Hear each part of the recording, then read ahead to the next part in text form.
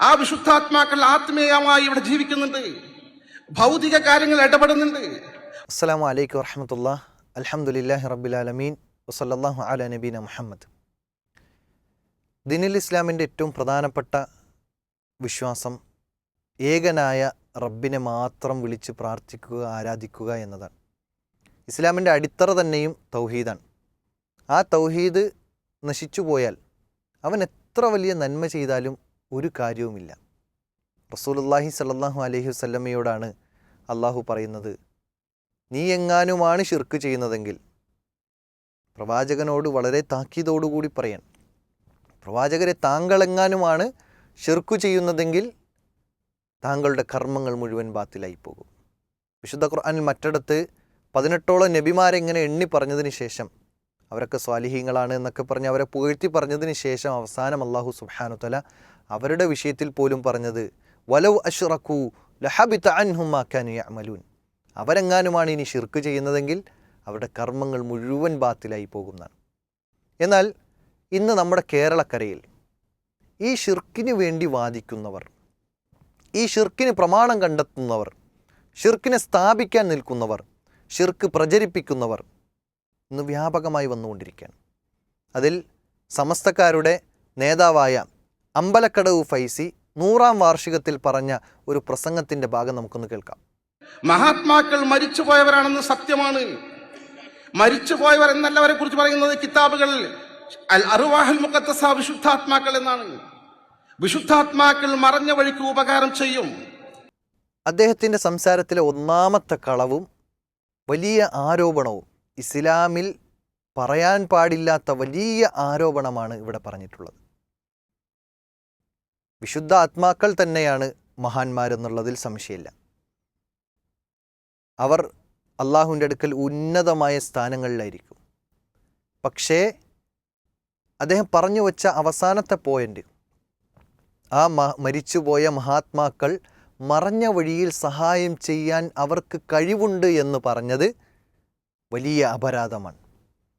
അത് ഷിർക്കിലേക്ക് ജനങ്ങളെ കൊണ്ടെത്തിക്കുന്ന വലിയ ദുരാചാരമാണ്, അല്ലെങ്കിൽ ദുരാരോപണമാണ്.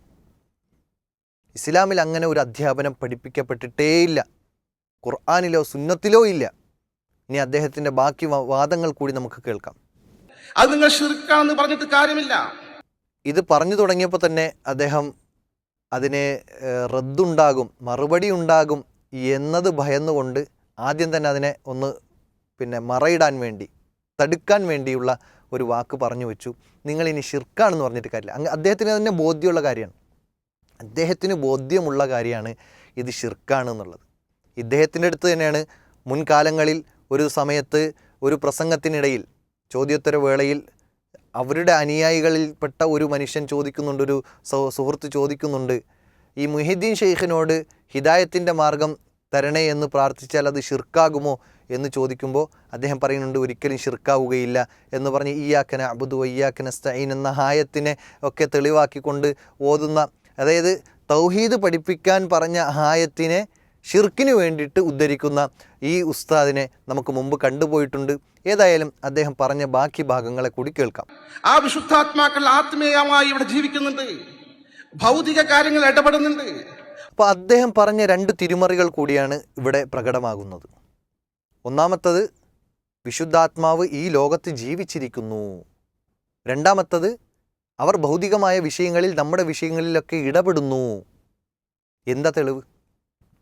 ഇങ്ങനെ തെളിവ് ചോദിക്കുന്ന അവർക്ക് അറിയാമെന്നുള്ളത് കൊണ്ട് തന്നെ ഉടനെ എടുത്തു പറയുന്നു വിശുദ്ധ ഖുർആനിലും സുന്നത്തിലുള്ളതാണ് എന്ന്. കേട്ടു നോക്കി. വിശുദ്ധ ഖുർആൻ സുന്നത്ത് പഠിപ്പിച്ചിട്ടുണ്ട്. ഉസ്താദ് എവിടെയാണത് പഠിപ്പിച്ചതെന്നൊന്ന് പറഞ്ഞു തരാൻ കഴിയുമോ? നമ്മൾ കണ്ടിട്ടില്ല. ഖുർആൻ ഒരു ആവർത്തിയൊക്കെ ഒന്ന് അർത്ഥം വെച്ചൊക്കെ നോക്കി പഠിച്ചൊക്കെ ചെയ്തിട്ടുണ്ട്.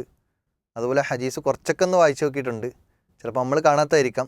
നിങ്ങളൊന്ന് കാണിച്ചു തരുമോ ഉസ്താദ്? അന്ന് അതൊന്ന് കണ്ടെത്തിയിട്ട് അടുത്തൊരു വീഡിയോ ചെയ്യുന്ന സമയത്ത് എൻ്റെ ഈ ഒരു റിക്വസ്റ്റ് പരിഗണിച്ചുകൊണ്ട് ഖുർആനിലും സുന്നത്തിലും വന്ന ഇത്തരം തെളിവുകളൊന്ന് സമർപ്പിച്ചാൽ നമുക്കൊരു വിശ്വാസമാവും. ഇപ്പോൾ നമുക്കൊരു വിശ്വാസം ഇല്ലാത്തൊരവസ്ഥയുള്ളത്, അതായത് നിങ്ങൾ പറഞ്ഞ വിഷയത്തിലുള്ള വിശ്വാസമില്ലായ്മ, അതല്ലാതെ അള്ളാഹു ഉണ്ട്, റസൂലുള്ള ഉണ്ട് എന്നുള്ളത്, അതുപോലെ പരിശുദ്ധാത്മാക്കൾ ഉണ്ട്, അവരെല്ലാം പുണ്യാത്മാക്കളാണ്, മഹാന്മാരൊക്കെ പുണ്യാത്മാക്കളാണെന്നൊക്കെ വിശ്വാസമുണ്ട് നമുക്ക്.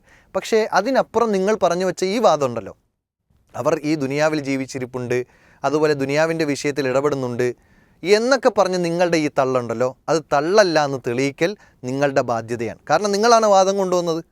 അപ്പോൾ ആ വാദത്തെ തെളിയിക്കുക എന്നുള്ളത് നിങ്ങളുടെ ബാധ്യതയാണ്. അതിനുവേണ്ടി ഞാൻ നിങ്ങളോട് ആവശ്യപ്പെടുകയാണ്, നിങ്ങൾ എന്ത് ചെയ്യുക, അതിനുള്ള തെളിവുകൾ ഹാജരാക്കുക. ഇനി അദ്ദേഹം ബാക്കി സംസാരിക്കട്ടെ. ഈ കാണുന്ന പ്രവിശാലമായ സദസ്സിൽ പോലും എത്രയോ വിശുദ്ധാത്മാക്കൾ ഉണ്ട് എന്ന കാര്യം ഉറപ്പാണ്.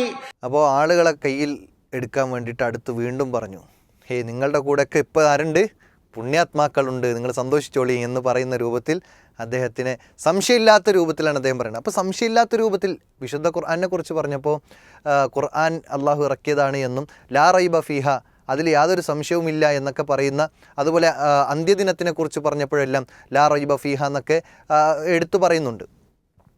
അപ്പോൾ ഇങ്ങനെ സംശയമില്ലാത്ത കാര്യമാണെന്ന് പറഞ്ഞാണ് അദ്ദേഹം സംസാരിക്കുന്നത്. ഏതായാലും ആ സംശയമില്ലാത്ത കാര്യത്തിന് എന്തു വേണം, തെളിവ് വേണം. ആ തെളിവ് നമ്മൾ ചോദിക്കുന്നു, അത്രേ ഉള്ളൂ. ആ തെളിവ് നിങ്ങൾ ഹാജരാക്കണം. ഇനി ശരി, അദ്ദേഹത്തിൻ്റെ ബാക്കി സംസാരത്തിലേക്ക് കടക്കാം. വിശുദ്ധാത്മാക്കൾ യാഥാർത്ഥ്യമാണ്. അവർ മരിച്ചുപോയി മറഞ്ഞുപോയി എന്ന കാരണത്താൽ അവരിൽ നിന്ന് ഗുണം പ്രതീക്ഷിച്ചാൽ മുശ്രിക്കാവും കാഫിറാകും എന്ന വാദം നിരർത്ഥകമാണ്.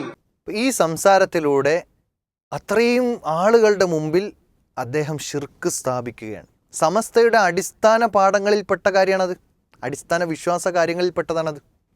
എന്ത്?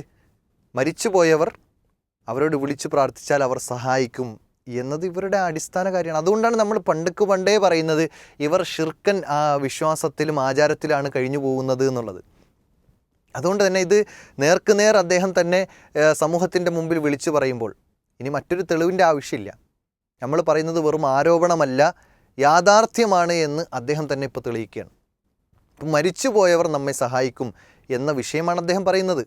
അഭൗതികമായ മാർഗത്തിൽ അവർ നമ്മുടെ വിഷയത്തിൽ ഇടപെടും, സഹായിക്കും.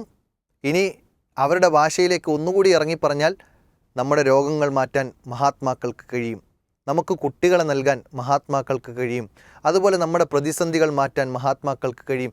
ഇങ്ങനെ ആളുകളുടെ പ്രശ്നങ്ങളിലേക്ക് ഇറങ്ങിച്ചെന്നിട്ടാണ് ഇതിനൊക്കെ പരിഹരിക്കാൻ എന്തേ മാർഗമുള്ളൂ, മഹാത്മാക്കളായ ആളുകളെ വിളിച്ചു പ്രാർത്ഥിക്കലേ മാർഗമുള്ളൂ എന്ന് പറഞ്ഞ് റബ്ബിൽ നിന്ന് പടപ്പുകളെ അകറ്റി അള്ളാഹുവിൻ്റെ സൃഷ്ടികളിലേക്ക്, പടപ്പുകളിലേക്ക് ആളുകളെ അടുപ്പിക്കുന്ന, ഷിർക്ക് സ്ഥാപിക്കുന്ന ഇത്തരം സംസാരങ്ങളാണ് നമുക്ക് പൊതുവേ സമസ്തയുടെ വേദികളിൽ കാണാൻ കഴിയുന്നത്. അള്ളാഹുവിനെക്കുറിച്ച് ഓർമ്മിപ്പിക്കുന്ന, റബ്ബിനെക്കുറിച്ച് സ്മരിക്കുന്ന, അള്ളാഹുവിൻ്റെ അളമത്തിനെയും അള്ളാഹുവിൻ്റെ കഴിവിനെയും ഖുദ്റത്തിനെയും എല്ലാം വിളിച്ചോതുന്ന ഒരു സംസാരം നമുക്ക് കേൾക്കാൻ അങ്ങനെ കഴിഞ്ഞിട്ടില്ല. അതേസമയം ഇവരുടെ സ്റ്റേജുകളിൽ നിറഞ്ഞു നിൽക്കുന്നത് CM മടവൂരിൻ്റെ കഴിവുകൾ, അതുപോലെ തന്നെ മമ്പുറം ഉപ്പാപ്പാൻ്റെ കഴിവുകൾ എന്നൊക്കെ തുടങ്ങിയുള്ള മഹാത്മാക്കളെ ഇല്ലാത്ത വിധത്തിലുള്ള ആരോപണങ്ങൾ പറഞ്ഞ്, അല്ലെങ്കിൽ അവർക്ക് വലിയ മഹത്വവൽക്കരിച്ച് ദീനുൽ ഇസ്ലാമിൽ നൽകാൻ കഴിയാത്ത രൂപത്തിലുള്ള വലിയ മേന്മകൾ നൽകിക്കൊണ്ടാണ് ഇവരുടെ സംസാരങ്ങളൊക്കെ നടത്തുന്നത്. ഇവർ ആളുകളെ ക്ഷണിക്കുന്നത് പോലും മഹാത്മാക്കളെ വിളിച്ചു പ്രാർത്ഥിക്കാനും മഹാത്മാക്കളിലേക്ക് ആളുകളെ ചേക്കേറിക്കുവാനുമാണ്. ഖബറിലേക്ക്, സിയാറത്തിലേക്ക്, ഇങ്ങനെ തുടങ്ങിയാണ് അവരുടെ ക്ഷണങ്ങൾ. റബ്ബിലേക്കെന്നല്ല, പരലോകത്ത് വിജയിക്കാമെന്നല്ല, മറിച്ച് നിങ്ങളുടെ പ്രയാസങ്ങൾ മാറാൻ, നിങ്ങളുടെ ബുദ്ധിമുട്ടുകൾ മാറാൻ, നിങ്ങളുടെ അസുഖം മാറാൻ എന്ത് ചെയ്യണം, ഇന്ന ഖബറിൽ പോയിട്ട് യാസീൻ ഓതണം. ഇതാണ് അവരുടെ അടിസ്ഥാനം. അതുകൊണ്ട് തന്നെ ഈ ഇസ്ലാം പഠിപ്പിച്ച തനതായ ആദർശത്തിൽ നിന്ന് തെറ്റി ഇത്തരം പടപ്പുകളിലേക്ക് ചേക്കേറുന്ന വിശ്വാസം ഒരു വിശ്വാസിക്കുണ്ടാവാൻ പാടില്ല. കാരണം ഇസ്ലാം പഠിപ്പിക്കുന്നിടത്ത് നമുക്ക് കാണാൻ കഴിയുന്ന, നമ്മൾ നിസ്കരിച്ചതിന് ശേഷം എന്താ പ്രാർത്ഥിക്കൽ? അല്ലാഹുമ്മ ലാ മാനിഅ ലിമാ അഅതൈത വലാ മുഅതിയ ലിമാ മനഅത വലാ യൻഫഉ ദൽ ജദ്ദു മിൻകൽ ജദ്ദ്. ഈ പ്രാർത്ഥനയുടെ അർത്ഥം അറിഞ്ഞു പ്രാർത്ഥിക്കുന്ന ഒരാളും കബറാളിയോട് പ്രയാസങ്ങൾ പറയാൻ പോകാറില്ല. ഒരാളും അല്ലാഹു അല്ലാത്ത ആളുകളെ വിളിച്ചു പ്രാർത്ഥിക്കുകയില്ല. എന്താ ആ പ്രാർത്ഥനയുടെ അർത്ഥം? അല്ലാഹുമ്മ ലാ മാനിഅ ലിമാ അഅതൈത, അല്ലാഹുവേ നീ തരാൻ ഉദ്ദേശിച്ചതിനെ തടയാൻ ഒരാൾക്കും സാധ്യമല്ല എന്നാണ്. വലാ മുഅതിയ ലിമാ മനഅത, റബ്ബേ നീ തടയാൻ ഉദ്ദേശിച്ചത് അല്ലെങ്കിൽ നീ തടഞ്ഞതിനെ ഒരാൾക്കും തരാനും സാധ്യമല്ല എന്നാണ്. അപ്പോൾ അള്ളാഹ് നിശ്ചയിച്ചതേ ഈ ലോകത്ത് നടക്കുകയുള്ളൂ, അള്ളാഹു തീരുമാനിച്ചതേ നടക്കുകയുള്ളൂ. അതല്ലാതെ പുണ്യാത്മാക്കൾ തീരുമാനിച്ചതോ അല്ലെങ്കിൽ പുണ്യാത്മാക്കളോട് ചോദിച്ചു എന്നതുകൊണ്ടോ നമുക്കൊന്നും നടക്കാൻ പോകുന്നില്ല. എന്ത് നടക്കുന്നുണ്ടെങ്കിലും അത് റബ്ബിൽ നിന്നുള്ള സഹായങ്ങൾ മാത്രമാണ്. റബ്ബിൻ്റെ തീരുമാനങ്ങൾ മാത്രമാണ് എന്ന് ഉറച്ചു വിശ്വസിക്കുന്ന ഒരു വ്യക്തിക്ക് എങ്ങനെയാണ് അള്ളാഹു അല്ലാത്ത ആളുകളെ വിളിച്ച് പ്രാർത്ഥിക്കാൻ കഴിയുക? മഹാത്മാക്കൾ ഭൗതികമായി ഇടപെടുന്നു, അതുകൊണ്ട് അവരോട് ചോദിക്കാം എന്ന് എങ്ങനെയാണ് കഴിയുക? അതുകൊണ്ട് ഇത് ഷിർക്ക് തന്നെയാണ് എന്ന് വിശുദ്ധ ഖുർആനും തിരുവചനങ്ങളും കൊണ്ട് തെളിയിക്കാൻ കഴിയുന്ന ഏറ്റവും അടിസ്ഥാന വിശ്വാസമാണ് എന്ന് നിങ്ങൾ തിരിച്ചറിയണം. ആ ഷിർക്കിൽ നിന്ന് മുക്തമായി റബ്ബിലേക്ക് മടങ്ങാൻ അല്ലാഹ് ചോദിക്കുന്നുണ്ടല്ലോ, അലൈസ് അല്ലാഹു ബികാഫിൻ അബ്ദ, അടിമയ്ക്ക് അല്ല പോരെ എന്ന് അല്ലാഹ് ചോദിക്കുന്നുണ്ട്. പിന്നെന്തിനാണ് ഈ മഹാത്മാക്കളെ ആദരിക്കണം, ബഹുമാനിക്കണം, ആ മഹാത്മാക്കൾക്ക് വേണ്ടി പ്രാർത്ഥിക്കണം. ഒരിക്കലും മഹാത്മാക്കളോട് പ്രാർത്ഥിക്കാൻ ഇസ്ലാം പഠിപ്പിച്ചിട്ടില്ല. നബി സല്ലല്ലാഹു അലൈഹി വസല്ലമയ്ക്ക് വേണ്ടിയാണ് നമ്മൾ പ്രാർത്ഥിക്കുന്നത്. തശഹുദിൽ പ്രാർത്ഥിക്കുന്നു, എല്ലാ ദിവസവും നമ്മൾ സ്വലാത്ത് ചൊല്ലുന്നു. ഇതെല്ലാം നബി സല്ലല്ലാഹു അലൈഹി വസല്ലമയ്ക്ക് വേണ്ടിയുള്ള പ്രാർത്ഥനയാണ്, ഒരിക്കലും നബിയോടുള്ള പ്രാർത്ഥനയല്ല. അതുകൊണ്ട് തന്നെ ഇസ്ലാം പഠിപ്പിച്ചത് എത്ര വലിയ മഹാനാണെങ്കിലും ശരി അവർക്ക് വേണ്ടി പ്രാർത്ഥിക്കാൻ വേണം പഠിപ്പിച്ചത്, അവരോട് പ്രാർത്ഥിക്കാൻ ഇസ്ലാം പഠിപ്പിച്ചിട്ടേ ഇല്ല. അതുകൊണ്ട് റബ്ബിനോട് മാത്രമാണ് പ്രാർത്ഥിക്കേണ്ടത്. തൗഹീദ് അത് തന്നെയാണ്, അടിസ്ഥാനം അതാണ്. ആ തൗഹീദില്ലാത്തവൻ്റെ കർമ്മങ്ങൾ അള്ളാഹു സ്വീകരിക്കുകയില്ല.